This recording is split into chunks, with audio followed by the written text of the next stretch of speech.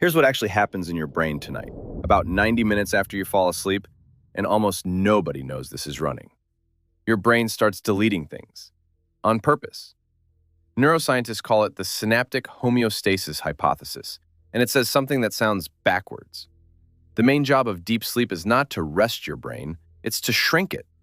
Every hour you're awake, the connections between your neurons grow thicker and louder and hungrier, like a city where every conversation keeps getting turned up.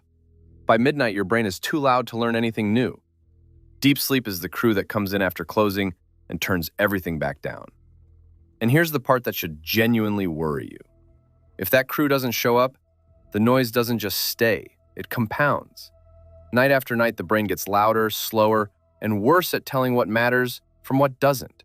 Stay with me, because at the end, I'll show you the one thing that decides whether tonight's crew shows up at all. And it's probably not what you think. Let's start with what deep sleep actually is. Because most people picture sleep as one thing, and it isn't.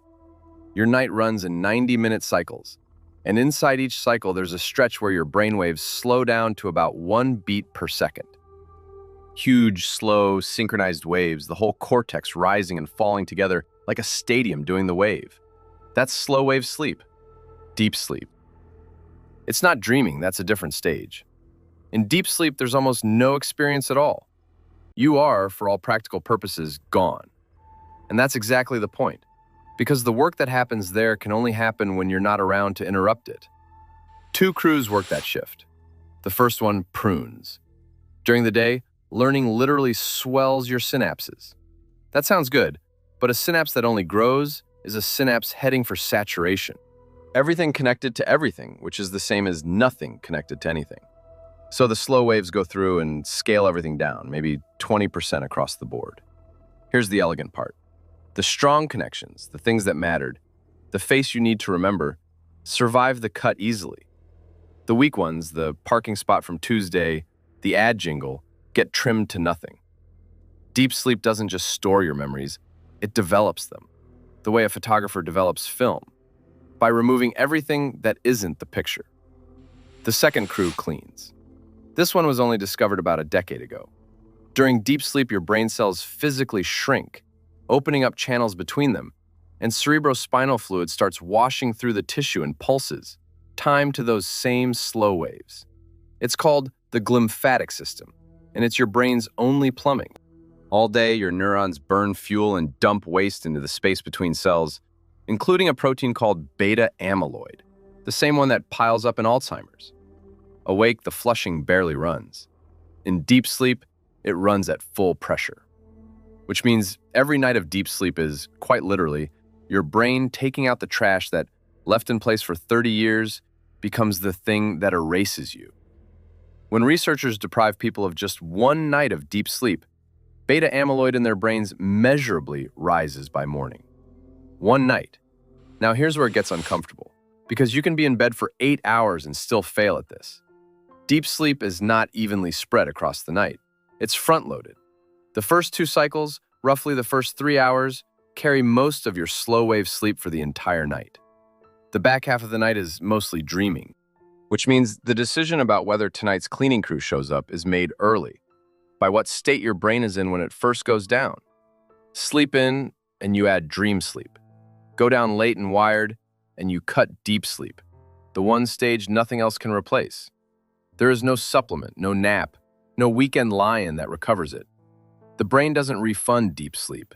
It just quietly runs dirtier. So what actually decides it? This is the promise from the start, and the answer is unglamorous. Temperature and pressure, not mattress pressure, sleep pressure. From the moment you wake, a chemical called adenosine accumulates in your brain, hour by hour, like sand filling an hourglass. Adenosine is sleep pressure, and the depth of your slow waves tonight is roughly proportional to how much of it you've built by bedtime. Caffeine doesn't give you energy. It parks in the adenosine receptor and hides the sand. The sand keeps falling. That's why coffee at 4 p.m. doesn't just delay sleep. It specifically flattens your slow waves, shallowing the exact stage that cleans. And temperature. Your brain will not drop into deep sleep until your core temperature is falling.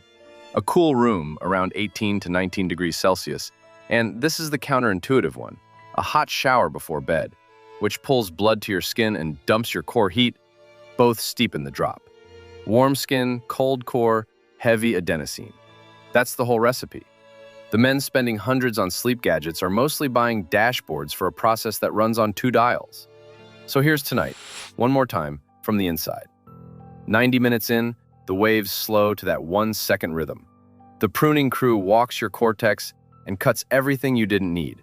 And what survives is sharper because of what was deleted around it. The plumbing kicks on, and the day's chemical garbage, including the protein that ends memories for good, washes out in slow pulses. You wake up lighter, not because you rested, but because you were edited.